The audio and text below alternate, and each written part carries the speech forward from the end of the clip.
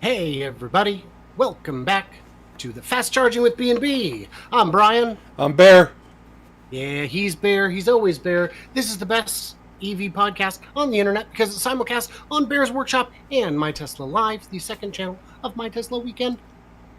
Yeah, let's just get into it because Bear, I don't know if you know this, we've got too many stories this week. We do have too many. You had diarrhea of the stories this week. I did. You came out with quite a few stories, and then I threw in my two and said, "I'm so glad Brian does all the work." You said that at 5 a.m. I did. I was I up. went to bed. I was up, and I saw them, and you sent me your list at 5 a.m. and I knew you were going to bed, and I was just waking up. You're you are like my Dracula. Yeah, I am. That's the skin tone. Yeah, that's because I had to finish my cathode tracker video, get it all uploaded and whatnot. Ford EV sales increased 77% in June. Over 1,800 Lightnings have been sold in that month. Well, Apparently, it's total. it's very easy to beat your sales from the previous month when you just started selling them, but that is still good that they're actually producing them and they're getting them out. The back order on those are still, if you buy one, you could get one as soon as 2026, or is it 27? Is it really that far out? Yeah, I think it is. They've got the ability to ramp up production as time goes on and shorten that up. So we'll see what happens. I would love to be on that waiting list, but it's been closed for quite a while. So Yeah. it's I haven't heard like much in the way of complaints on the Lightning. People seem to like it. I think it's going to be a decent truck for them, and I think something like the F-150 is really going to help to convert people who in the past have said I'll never buy an EV, and then an F-150, okay, I'll give that a shot. So I wish them the best on that. I think that I they're do going to too. do good. And 1,800 for the month, that's 60 a day. I mean, it's something, but considering they usually sell 1 million a year of their ICE version, I think their production rate on the ICE version is something like 65 per hour. They do that sounds 65 jobs per hour. So it was explained to me once when they have to retool and it takes a couple of weeks, you have to think 65 times an average selling price of like, let's say $50,000 with the work trucks and the high end. Let's say it's $50,000. So times 65 times 50,000 every minute when they have to retool the line. So pure insanity. yes, and that's how they can make such a profit is just by pooping them out like they do. Yeah, yeah. Kia EV6 sales exceeded 2,500 in June. They're almost at 90 a day. Yeah, they're doing better than the F-150s, but they have also been making them a little bit longer also. I don't remember when they started making them, but I know I test drove one back in March, I think. It was February or March I test drove one, and they were getting, each dealership was getting in a couple every week, 3 or 4. So, nice car, by the way. I do like them. I Uh, like the look of it too. yeah, and the one I drove was pretty fast. I got into a GT all-wheel drive, and it put my head back in the seat. If you go down the page a bit, you'll see their sales by month, and it's June was better than May, but they're still off their peak from March. Yeah, and you know what? I don't think that's related to demand. I'm pretty sure that's related to production issue. If they Because had them on the floor, I agree that they would sell. yeah, and I've been calling around. I've got one dealer that I found. I can order one from them. It's going to be 7 months to get it, but there's not a dealer that has one in stock. And if they do have them in stock, they throw on their ADM. So that dip in sales has got to be related to production because they are selling every single one of them. Yeah, yeah. And real quick, I did want to say a quick thank you to Kim for the super chat, and also to Frederick for the super chat. Thank you, guys. Appreciate that. That was awfully generous of you guys. So, how's Rivian doing? Better than I thought. Yeah. Yeah, I actually thought that they were going to have more problems than on getting these deliveries out, but they are not doing too horrible. If I can find my tab. 4,467 for Q2. And they still believe they'll hit 25,000 for the year. I Yeah. sure hope that. So, what was the number for? What is it? Last month or last quarter? Last quarter, 4,467. Okay. Well, if they stayed at that pace, that would be another 8,800. Yeah. If they stayed at that pace, so they just got to ramp it up. They've got how many done for the year so far? 12,000? What does it say? 12,000. No, No, that's not right. that's not right. I don't know, 6,000? Something like yeah. But yeah, they don't need to get too much more ramped Right. to get. As long as they don't have supply chain issues. Well, and that's the thing is on a manufacturer this small, when there's a supply chain crunch, you are not the buyer of choice to give priority. True. Though, if the supplier has any confidence in Rivian, they would make them. They would put them up higher on their list, knowing that they've got the potential. So. Yeah. Did you hear that Rivian is reportedly considering laying off 5% of its workforce, 700 employees? Yeah. So, what kind of employees were these? Not manufacturing ones, white-collar ones. So to me, this is either no news or good news. They have a cash burn problem. I think lean sizing a bit would be a good idea at this time, and it's something that they absolutely need to do. And considering how much they've grown without layoffs, 5% seems like a very reasonable amount to try and trim. Yeah. Well, and you've got to take into account what are these guys doing. Are they vital? Are they vital to production? Are they vital to future designs? Well, future designs, I don't know what they have down the pipe. I know right now the R1T and the R1S is, their bread and butter. So maybe get rid of these guys and bring back people at a later time when you're in a better situation, because I don't think that they're bringing out any new vehicles. So I'm thinking designers, engineers. And it also gives you a chance to trim your fat and get rid of get rid of those people that, slackers. Let's just say that. So Jeff is saying they don't need sales for a while. Paul is saying Rivian is trying to get their cash burn under $1 billion. And what I was going to say is the marketing department, cut it to one person. You don't need marketing right now. You've got free marketing. You've got almost, Tesla level, at least on a per vehicle basis, and you've got more sales than you can work with. So trim marketing to 1 or 0 people. Right there, you're going to save $500,000 a year at least. Yeah, I don't see much in the way of marketing for them. Do you?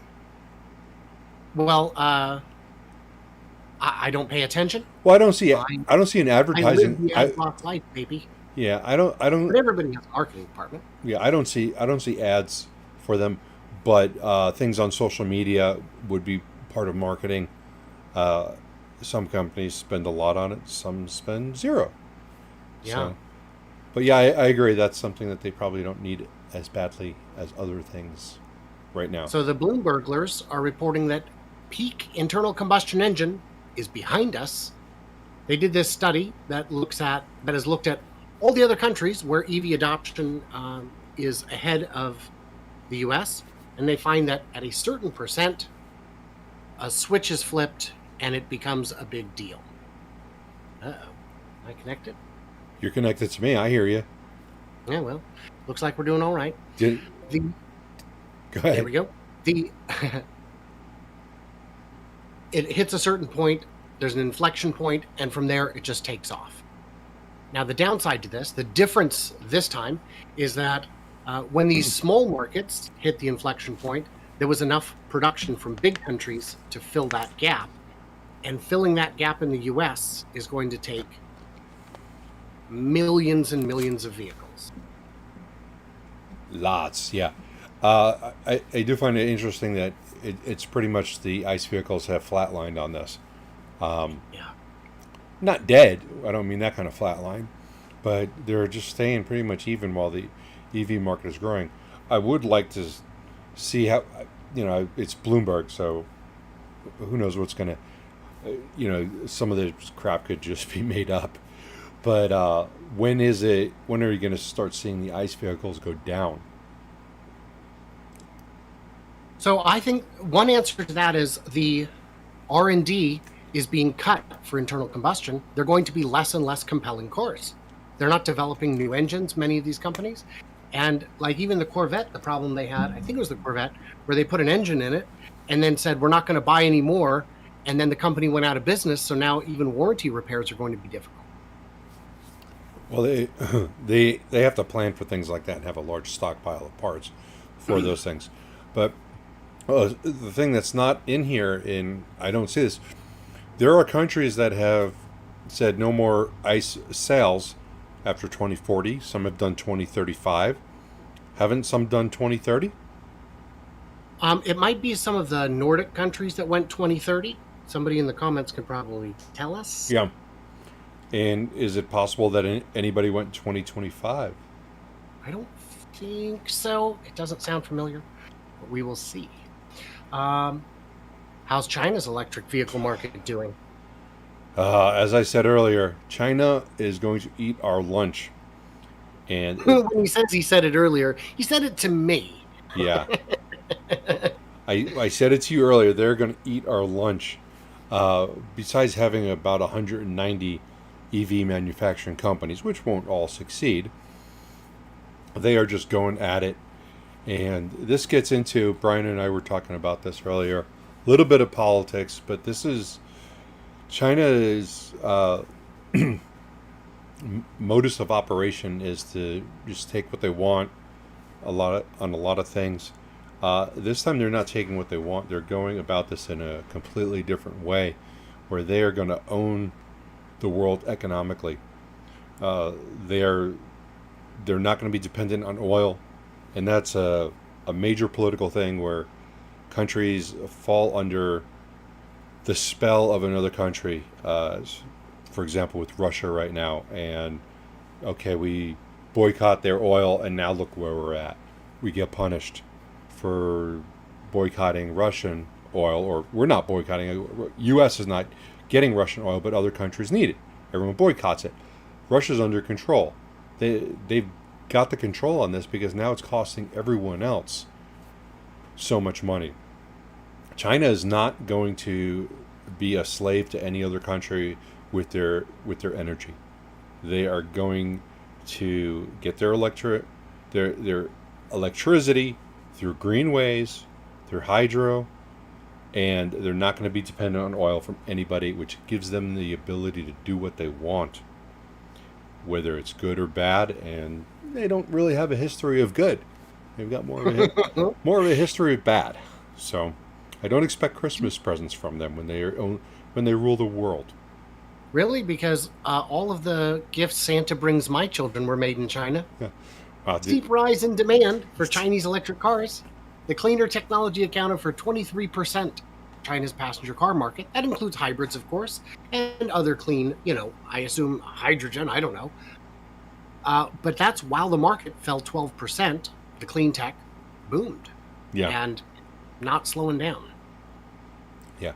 And China is a country where they can say, you're buying this? They can set it up any way they want, and you don't have your constitution to protect you about what you have to or cannot do. So, Yeah. very authoritarian. So, Yeah.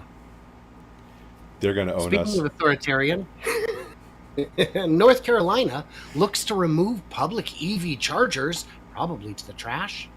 A bill currently in the works in the North Carolina legislature would allocate $50,000 to get rid of free public EV chargers unless free gas pumps are built alongside. So first of all, $50,000? What are you going to remove? One? It's a joke. Yeah, it's a joke. It's someone making a point, and a very bad point, and kind of making themselves look silly. because the whole idea of having a free EV charger is to help people get an EV and just make it more accessible. These EV chargers that are free, they're level 2 chargers. You're probably getting the equivalent on miles and gas of 20 while you go 10 maybe, because these things charge at 10 to 15 miles per hour at best. They're level 2 chargers. You're going to go into the grocery store, spend an hour there at the most, and you're not getting that much. So if he thinks that we need a little gas pump that's going to give someone $1.50's worth of gas, because a little water cup, one of those free water cups, of just hand it to him. Yeah, here you go. I mean, yeah, that's not the point of why these things were put out there. So he's just embarrassing himself. And it isn't, Jeff said North Carolina declares its ignorance. Nah, it's one guy. It's one guy, and he's grandstanding. He's playing to the a-hole base and hoping that it gets him, I don't know, some of that sweet, sweet petrol money, which it may. Yeah, he must think that his constituents, I hate that word, are idiots, because only an idiot would be like, that's a good idea. So, is he wrong? I mean, he knows his voter base. He could be wrong, but he could be right. But I don't think people are going to be like, thanks for standing up for something so important. Yeah. I'm pro carcinogens in the water supply. I drink them every day. So,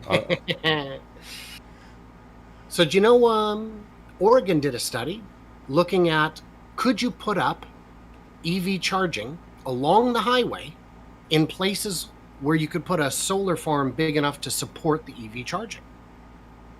And they found that, in fact, if you look at this map, there's plenty of land where you could put plenty of chargers that would do it.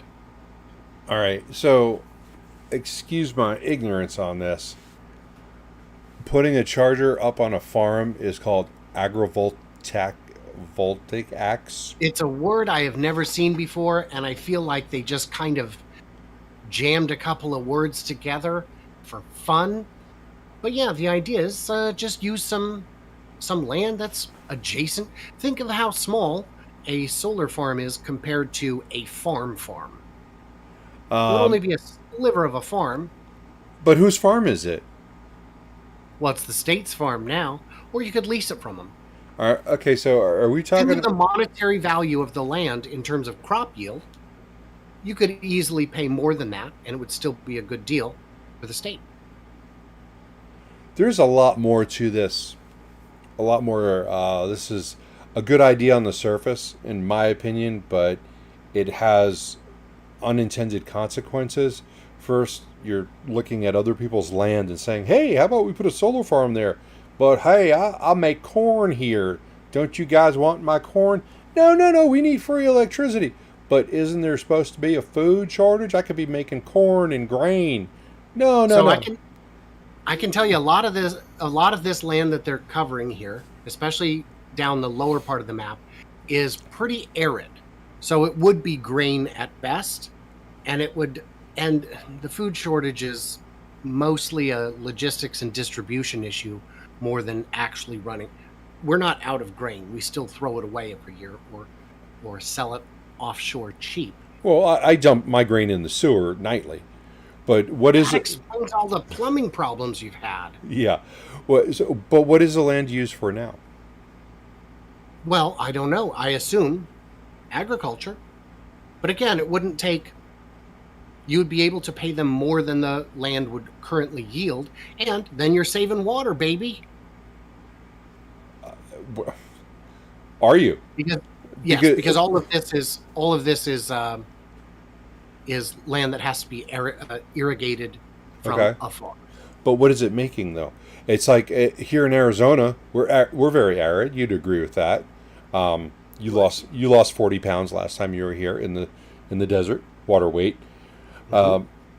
But we grow crops constantly in the town I live in, and the popular crops are cotton and corn. and that stuff goes somewhere and it's used somewhere, it's probably not thrown down the sewer. Probably. Probably, but you never know. So you can start running it. You have to look at all the consequences down the line. So maybe Very strange. What? But that's what the study is for, is to determine if it's useful. And it's not like they would sweep in and do all of it at once. They'd go path of least resistance and see if it works. Yeah. I mean, don't get me wrong. I know that we need to have more green electricity, of course. But this study, I don't know if this study took into the effect of, hey, we're taking your land because we're going to do this. So, and then what is the consequence? And again, it doesn't have to be taking the land. It can be leasing the land like they do with so many of the wind farms, where the farmers just sign a lease. Yeah. And you know what? There may be farmers out there in the future goes, you know what? Instead of growing grain, which is a pain in my ass, I got to get up at 3:30 every morning and run that tractor and go through there. Maybe I'll just set up some solar panels and a megapack. And I go. So in Australia, I'm just kind of moving along here. Yeah, okay. Electric vehicles pass the remote road test. Australia, bit empty. Don't know if you know, but like a third of the population lives in 2 cities, a third lives in the suburbs of those 2 cities, and a third of the entire country lives out from there. And it's a whole continent. Yes. If it's real. It's a dwarf continent. It's like Pluto. Ah, that's right. Yep, I've decided that's now true. We've already let Eurasia be 2 separate continents, even though they touch. Give them a third one. Yeah. Yeah. So 93% of residents could do trips with even the lower range of electric vehicles currently available on the Australian market. I question all studies, so I'm going to question this one too. Do they actually drive these cars from one place to another, or did they go by their EPA issued range? I'm sure it doesn't. I don't think it says, but I'm sure it goes by the stated range. Yeah, because stated range is much like the stuff that you step in those fields on the farmer's field that bulls make. Yeah, because I haven't seen stated range be accurate ever. Taycan apparently does, but that's the only one I've heard of. That's true. Yeah, that is true. At any rate, they're still adding more chargers, despite opposition from some of their leaders. Yeah. All right. So. Yeah, and maintenance chargers always work, or EV chargers always work. Yeah. So, speaking of adding EV chargers, this is not uncommon. I know this study was just in San Francisco.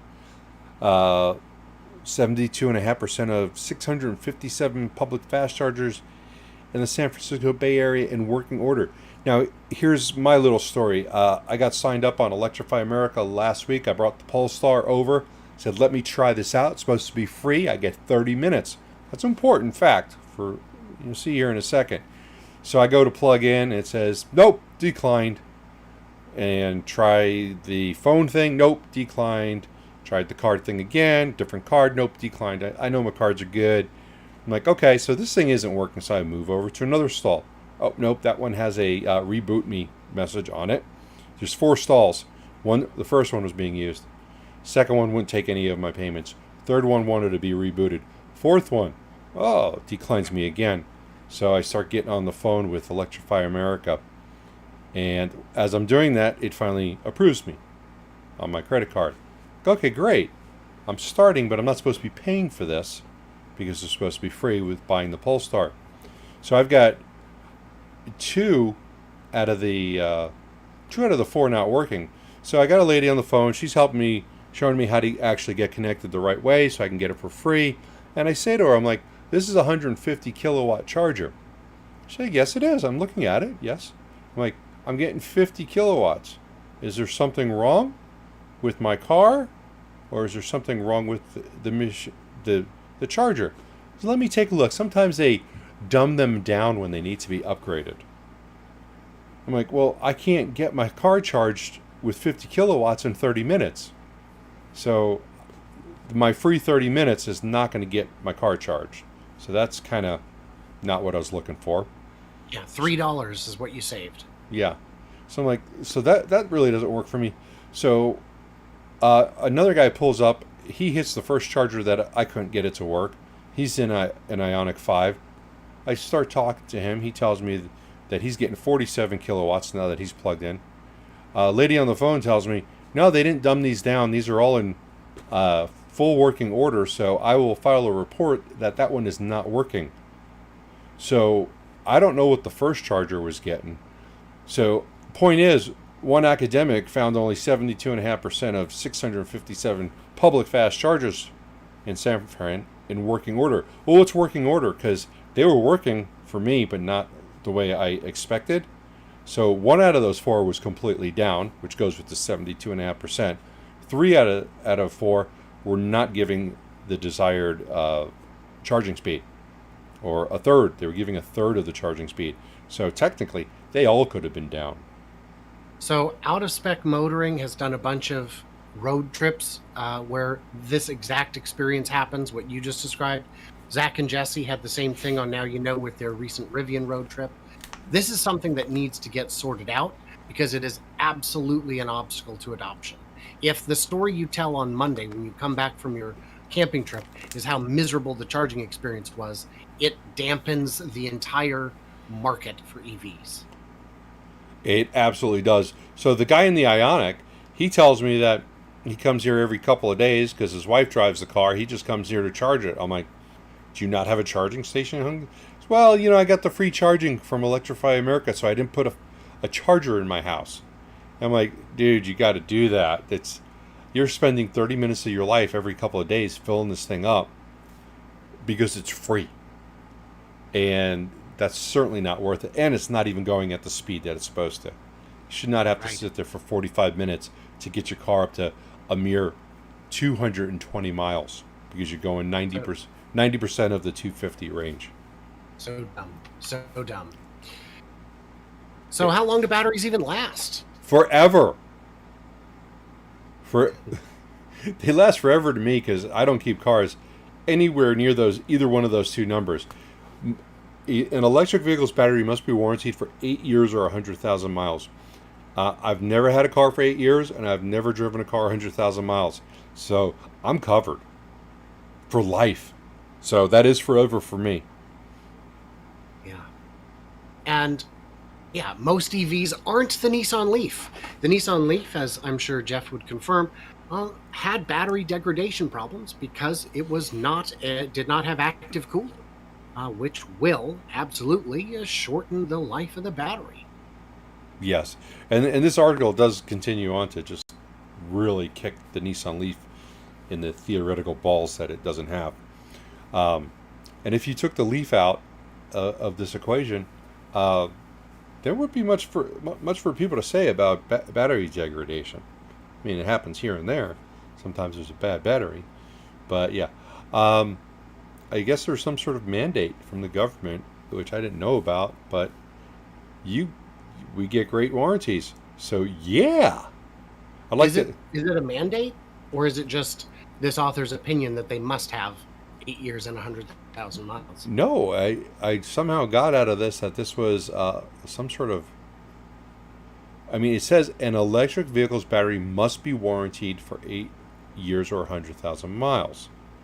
Where was it in here? There was something in here.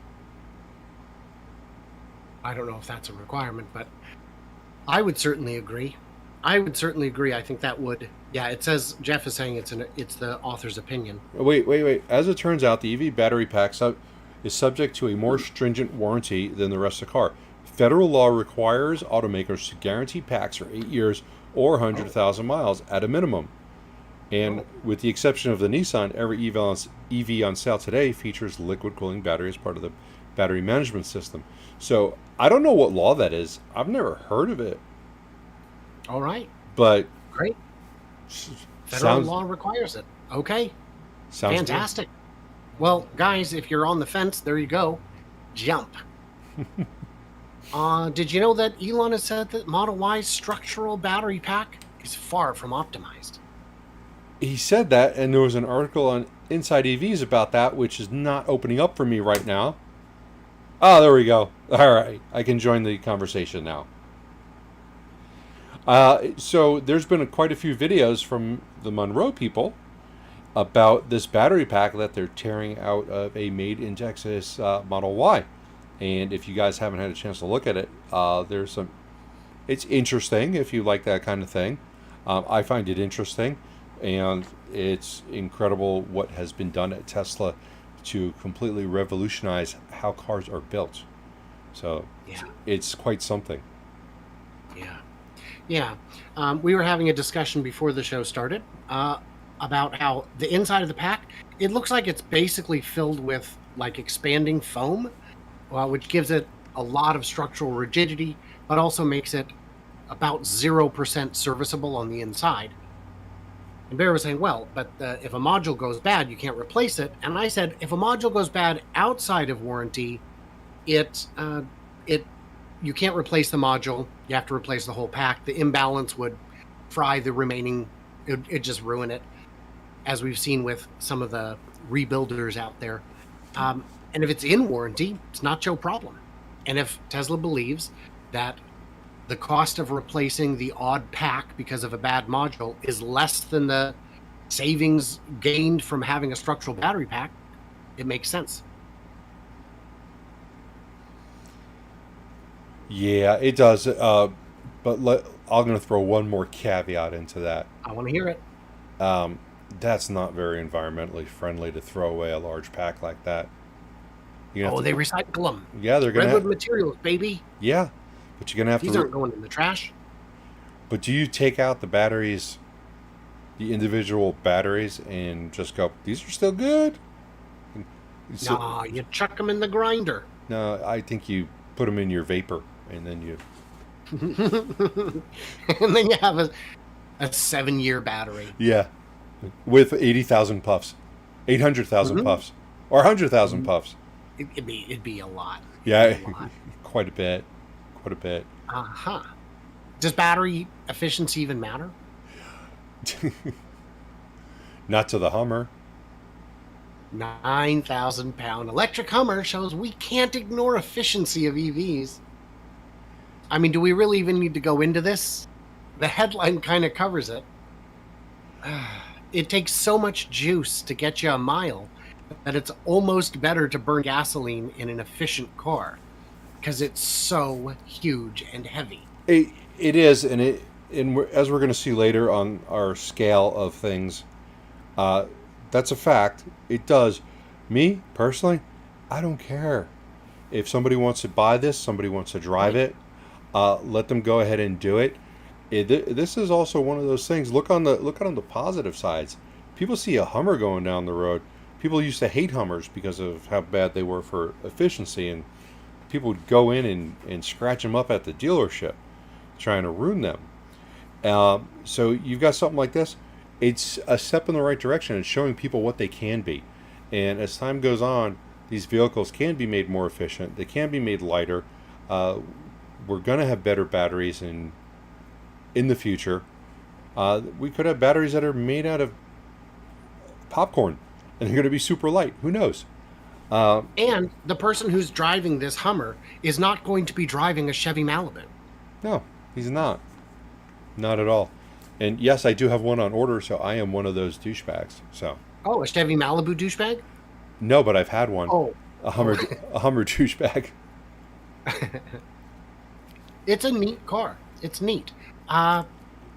It's not for me. But I get it. If I got one of those, I would drive down the road with jugs of oil and just pour them down on the street as I'm driving around. Just to balance it out. I would balance it out. Do we know how this compares to other EVs? We do, and if we're going to assume that this article is correct in a lot of its assumptions and not research, then we are going to place the Hummer on the Bloomberg scale of green cars right at the bottom. of the list at a 27.4. Out of all the EVs that they have on their list, the Hummer is at the bottom. And so be it. It gets more range than probably 90% of the cars on here. It's not the most expensive car. It's probably not the fastest either, but I think it is. It's close to that. So this green rating takes battery, range, and curb weight, and comes up with this number. And if you look, it's only 10% behind the Rivian, and only 20% behind the F-150. That is true. To me, I don't really like their way of measuring. I don't think it's that relevant. People don't look at gas cars to say like this and go, well, what's my car weigh versus how far I can go? It's not what's important. People aren't looking at this stat or this type of information. Forget that's called a green rating. People aren't going to look at it and go, well, I need to know how much the battery size is and the range and the curb weight and put in some sort of equation. They want to know how fast it goes. They want to know what the range is. They want to know how fast it can charge. Those are the things that matter to consumers. And that's what's going to sell the cars, not some green rating that they put up on here. And then they also threw in some other stats which are not only not relevant, but not accurate. Like the Model S being at $91,590 with a range of 375. The range on a Model S long range right now is 405. The current cost on this vehicle is it 100,000 or is it 105? Somebody can maybe point that out. So this article came out 4 days ago. Yeah. So I would argue that the green rating is important, because if you look at the Lucid Air, which has a remarkable range of 520, it's not like they just put in 3 battery packs and it now weighs as much as a Hummer. They got efficiency. Yes, they did. Apparently. Also, this car is no longer available to the public. The Dream Edition was a limited edition, 520. So is that car even relevant to this list? The Lucid. I got one. Hey, everybody's got one. This. Do you guys have one? This can go fast, very fast. Mm-hmm. Mm-hmm. And Jeff is saying efficiency matters, and I agree. Yeah, the Bloomberglers are generally terrible. Wasn't it them who recently ambushed Elon in an interview and said, well, they're saying such and such, how do you respond? And he goes, you. Isn't that you that said that? Oh, yeah, that was us. Come on, guys. Their business is not giving you good advice. Their business is selling you any advice. Yeah. Well, I'm not saying efficiency is not important. I just don't know if that's the best way to go about it. Well, and the real problem is, if we want to know efficiency, we got to get these numbers accurate first. Yeah, because we know that the prices aren't accurate, so the cars aren't even available. So, in charging speed, how does that factor into the green rating? It doesn't. It doesn't. And neither does the price of the car. The range obviously matters, but the range is also not accurate on any one of these. Well, I shouldn't say on any one of these cars. We know the Porsches are pretty accurate as far as their range goes. But my Model 3 doesn't get anywhere close to 315, which it is the long range, it's a 2018, so not even relative or related. But my Model Y was rated at 326 when I bought it. Never got that. Not once. I need to find a hill that's 326 miles long, and I'll get that. Might even get a little bit more. But this is just stated range that has been done under very assumed conditions that don't happen in the real world. So you know what I don't see on this list? Fisker. Oh, wow, that's your way of saying let's move on. We still have a bunch of headlines in 20 minutes to get it done. All right. I really We wanted may to, have to go over today. We shall see. I wanted to tear that one apart, but let's tear this one apart. From my understanding, Fisker's asking for another. It's like they had an initial deposit, and then the people who had those deposits down, Fisker came back and said, "Oh, you want to keep your reservation? Buck up, Buttercup." Is that what really happened? Sort of. It's actually worse. The 250 was a reservation fee. So it doesn't even count. Doesn't even count. And now they're saying, okay, so good news, reservation fee payers, $5,000, and we'll actually put you on the actual list. Imagine if you slip the bouncer $50 to get in, and he's like, awesome, I'll put your name on the list, go to the back of the line. Oh, son of a, come on, man. And then he comes up to you, goes, "Give me 500, and I'll actually get you on the line." Well, you were only on the pre-line. The pre-line. Yeah, I'll let you go stand in the other line, the shorter one. Yeah. Wow. Fisker, I have no confidence in. This is one of the cars that I have not considered to put an order in for. I don't care for the look of it. I don't care for Henrik Fisker's past business experience.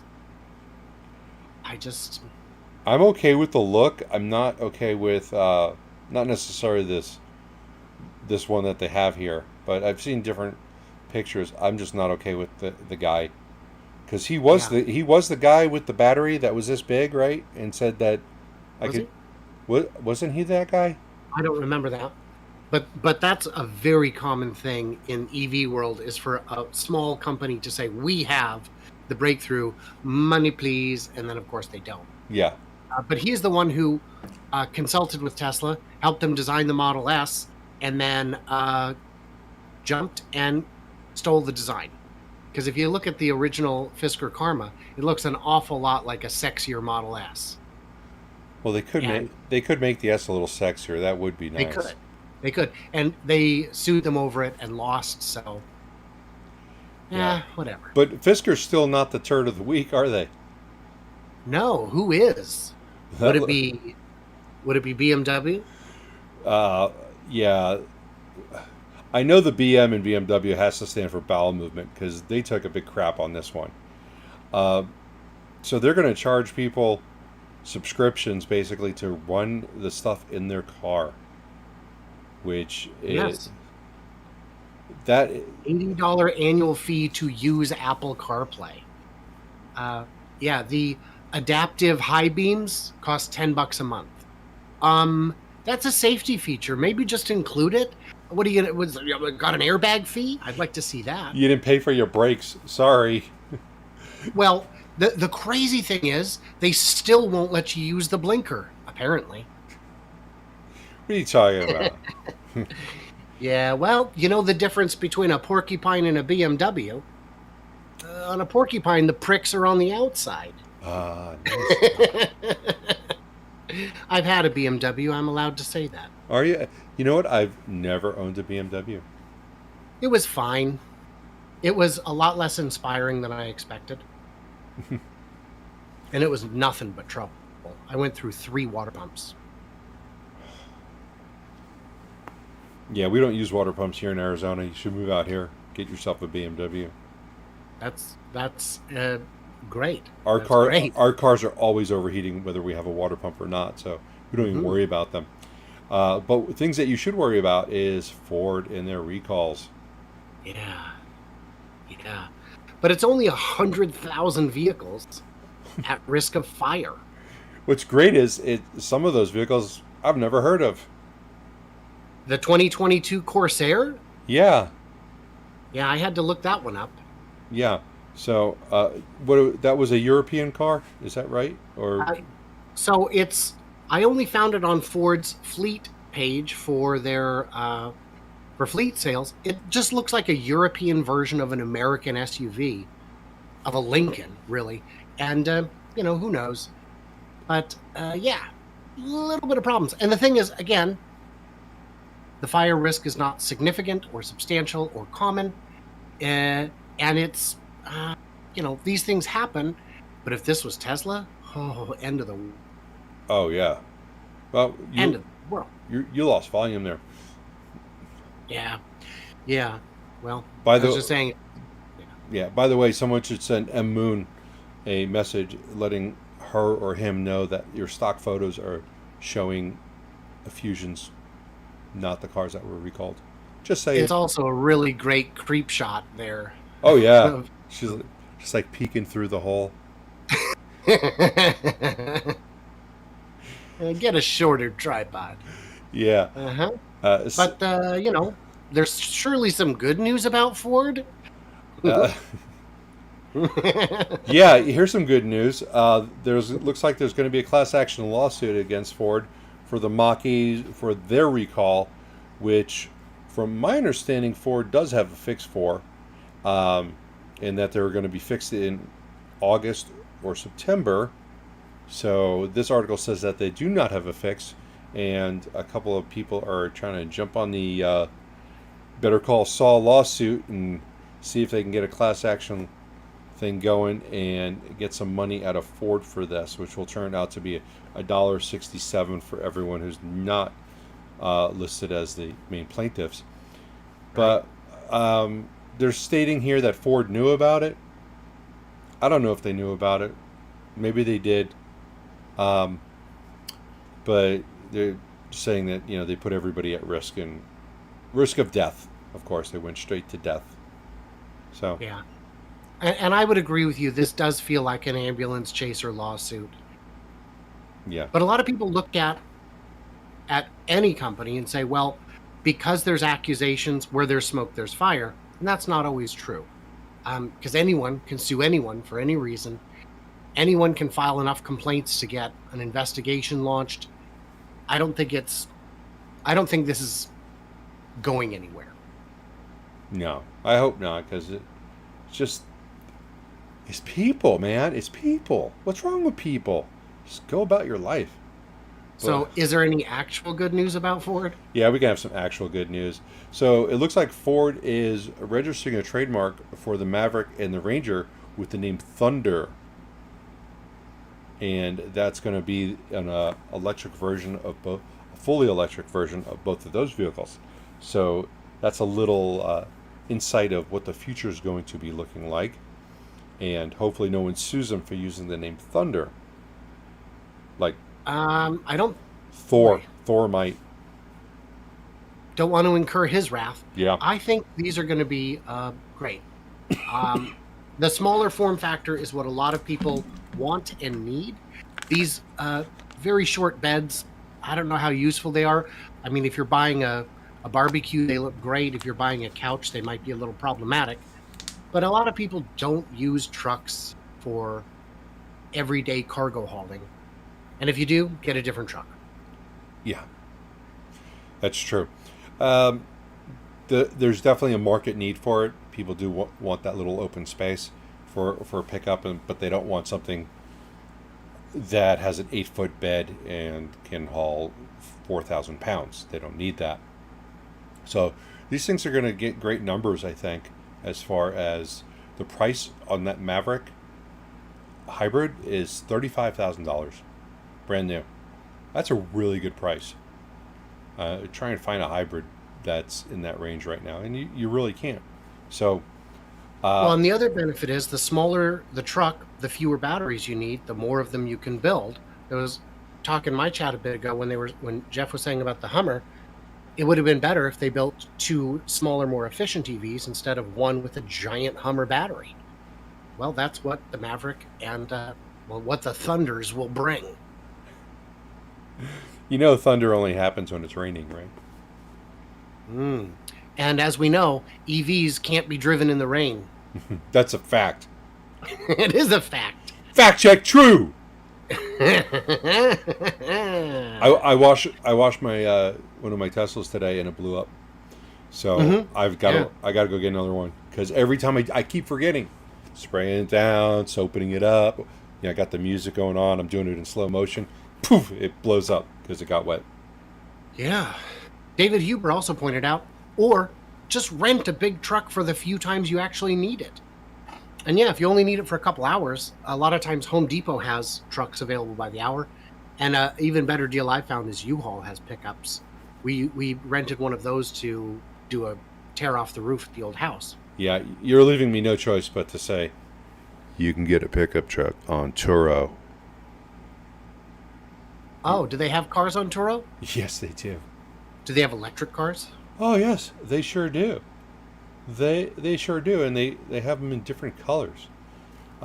This one happens to be in gray.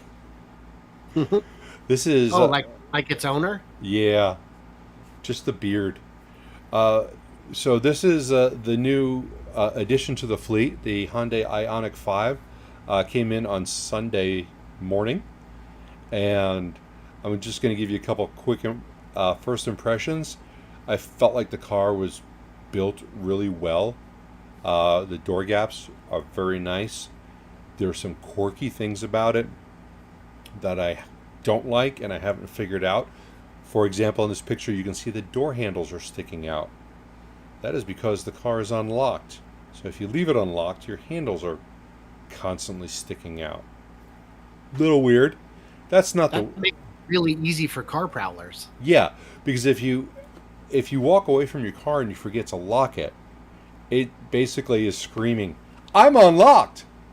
So I haven't gone through all the settings, and that's another one of my peeves about this is that there's 500 settings, and there's a lot of things to go through. I had to look some stuff up because I couldn't do one pedal driving, and here's like probably one of the biggest peeves, the biggest wrong that they did on this car is you can do one pedal driving, but you have to turn it on every single time you put the car in drive. And that is different than turning the car on. So if you're in drive and you back up, you've taken one pedal driving off. So you have to turn That's so dumb. you have to turn it back on. And who knows? Maybe, just maybe, I haven't figured it out yet. Yeah, maybe there's some default settings you need to go into because that doesn't sound right. That It's, doesn't sound right. you know what it sounds? It sounds stupid. And speaking of, Well, and Hyundai generally doesn't do stupid things. they they don't, not since like the 1990s. Um, I did buy this car out of California and I had it shipped out so that I did not pay an additional dealer markup. But the guys in California, and I hate to rag on California because I love the state so much, but Hyundai does not supply a built-in license plate bracket for the front. They give you one, but there's no attachment points. So you Right, actually yeah, have to drill holes. you have to drill holes. So these guys in California at this dealership drilled 7 holes through my front bumper to get the front license plate bracket on. So if you look closely on this picture on the left-hand side, you will see 7 holes. And they are there permanently forever. I would need a new front bumper. And I put the plate back on. I'm buying a custom plate that's going to say no gas on it. And So that's we've got some helpful information. I don't know if you know this, Bear, but this is the reason that you're here is to get help from my viewers. Jeff yes. Songster says the paddles adjust the regen. Yeah, they do. That's where you turn it on from. You have Oh, yeah. well then you're welcome. Well, okay. So the paddles are the what you use to turn it on. You click them and it goes from 3 different levels, 1, 2, 3, and then I pedal, which is what they are calling their one pedal. So you have to click it to get to that, and then when you put the car in park, you have to do it again. It doesn't hold the setting. So yeah, competent dealers adding value. Yeah, those efficiency holes are really streamline the airflow. Oh, I was so pissed when I pulled that thing off. I'm like, why am I pulling out so many screws? They literally, the plate itself was screwed to the bumper because that was 2 or 4 of the holes. They literally must have used the wrong screws and went through. So, Good Lord. yeah. So. Any other news in the last 5 minutes here? Is JJ still here? Because otherwise Maybe. we'll just skip it. He'll tell us if he is. Yeah. JJ already knows this, but because he said so yesterday in the live stream for Nikola. But Nikola is going to have their earnings report on August 4th. That is a Thursday, at bright and early at 6:30 a.m. Pacific time. So we will probably be around for that, and we will probably live stream that. Neat. Any predictions? I predicted 37 delivered trucks. That was my prediction on the live stream yesterday. That's what I'm sticking with, and I'm trying to be conservative on that.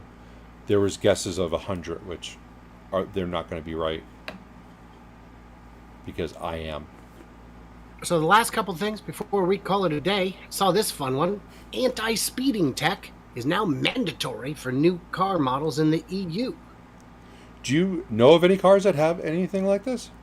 No. So Yes. what this is, Yes. this doesn't restrict your speed. It informs your speed. You're still free to speed, but the car has to tell you, buddy, this is a 35 or a 50 or whatever, and you're going too fast. So there are cars that have this already, and Really? I don't know if this is if it just tells you if you're over the speed limit, but you can get speed limit warnings from Teslas. You can set a cap on your speed limit, and all it has to do is give you a warning. It doesn't have to stop you, because going through this article, it says it's not a mandatory 55 is a limit, that's all you're going. It literally will just a warning saying bad. The Polestar, when you approach the speed limit, and this is different from Tesla's, and I find it very annoying, by the way. It was one of my peeves on the Polestar. If you're in a 35 and you're going 40, there is a flashing speed limit sign on your dash. 35, 35, 35, 30, and it stays on as long as you're over the speed limit, which means it's always on. It's always blinking, and it's Hard pass. Yeah. So that's what we have to look forward to. So the Polestar has something like this. Tesla has something like this. I don't know if it qualifies because it doesn't adjust per the speed limit. So I don't. JJ on your side says, "Rip Nikola news." We can't. I mean, if you want me to make up news, I can. But if there's news, by all means, share it with us, and we'll share it out from there. But we can't. There will be more news next week, I am sure, after the shareholder meeting or the investor call or whatever it is. Yeah, And the last one. JJ just needs to remember that Nikola keeps everything tightly to Very their tight. chest right now, and it's probably all because of Mr. Milty. So they have to. No, it's because of me. Well, you are a spy. It did not help. Switzerland moves ahead with underground autonomous cargo delivery. This sounds familiar. I lost that one. You lost it. That's the IEEE Spectrum. You lost it? Yeah. Yeah, well. Oh, I found it. Yeah, it's basic. See, what happens is when we get way too many stories, his tabs get harder to find. Yeah. So the idea is, this is a little tunnel with autonomous vehicles on rubber wheels moving at a slow and steady 30 kilometers per hour, delivering cargo that doesn't clog up the road or rail or other surface systems. Sound familiar? It does sound like something that's kind of is boring. Kind of boring. Yeah. And what's fun is this project is getting mostly praise from the jackals, while the boring tunnel is still getting ridiculed. So that goes back to my theory that it's not about the technology, it's about their seething, insatiable hatred for the CEO. Yeah. Well, they're going to have to get over that. Yeah. Or not. I mean, it's not like it's moving forward either way, so, you know. Well, yeah. I still think they have to get over it. So. Yeah. Jeff, thank you for the super chat. Says, "Party on, revelers. Boring Company making Swiss cheese out of Switzerland." Well, this is a different project. This isn't the Boring Company. This is just using a similar principle. By the way, these overhead rails are for much smaller, much lighter express packages. Do they move quicker? These cars could be refrigerated. Yes? The top ones move quicker? Yeah. Those are high-speed rails. No, that's kind of cool. That's a good use of the space. Yeah. So the whole, it's not a bad concept, and if somebody else wants to pay to see if it works, let them. Yeah, it is expensive though. Well, that's because they're using a large bore tunnel. And large bore tunnels are expensive. I think about that a lot. You lose sleep, I'm sure. Large bore tunnels are going to be my nemesis. Yeah, that's right. Stevie Z says Mary will lead building tunnels and EVs. Yeah. We Yeah. haven't talked about Mary Bear. Wow, we did not do a single comment about Mary. Even with all that GM we did. Right, right. Crazy. Losing my edge. Yeah, this is a good use of boring company type borers. Yeah. Yeah. Yep. So we have kind of gone over. So before we automatically get cut off by the internet police, because we're only scheduled for an hour, I do want to say thank you to my Patreons, and I want to thank everyone that showed up on my side. I'm not thanking the people that showed up on Brian's side, because, well, hell, you're on Brian's side, which it's not right. It's not right. No, But one of the worst channels, worst hosts. yeah, and he's an albino. Yeah, super pale. Super pale. Yeah. Even with And makeup. of course, thanks to my patrons as well. All kinds of good stuff going on here. I do have a couple updates I need to make on there. When's your next show, Brian? My next live show is that'll be Friday, and I may have a video before then I'm working on from an FSD drive that I did with Jeff a week and a half ago, 2 weeks ago. So that'll be quite fun. Yeah. Cool. That's all I got.